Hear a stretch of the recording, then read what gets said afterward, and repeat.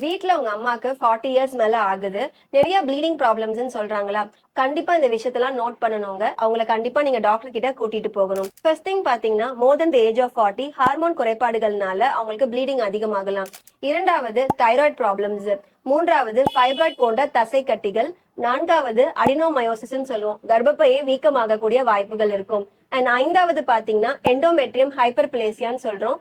அதாவது கர்ப்பப்பையோட lining thickness அதிகமாகிறதுனால இதனால cancer போன்ற வாய்ப்புகள் கூட ஜாஸ்தியா இருக்கும். ஸோ நீங்க டாக்டர் கிட்ட கூட்டிட்டு போனீங்கன்னா சிம்பிள் பிளட் லெவல் தைராய்ட்லாம் செக் பண்ணுவாங்க. பண்ணிட்டு ஸ்கேன் பண்ணும் போதே உங்களால டயக்னோசிஸை ரீச் அவுட் பண்ண முடியும்.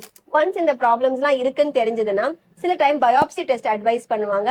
அதுல மேஜரா உங்களுக்கு ஒரு டயக்னோசிஸ் வந்துடும். அண்ட் அதுக்கு ஒன்று ட்ரீட்மெண்ட் பண்ணீங்கன்னா எண்ட் டு எண்ட் ரிகவரி அவங்களுக்கு கண்டிப்பா கிடைக்க சான்சஸ் இருக்கு. ஸோ உங்க அம்மா தாங்க வீட்டுல உங்களுக்கு ஒரு பெரிய பேக் போன் அண்ட் சப்போர்ட். அவங்களுக்கு உடம்பு சரியில்லைன்னா கண்டிப்பா டாக்டர்கிட்ட கூட்டிட்டு போயிட்டு இதை சரி பண்றது முக்கியம்.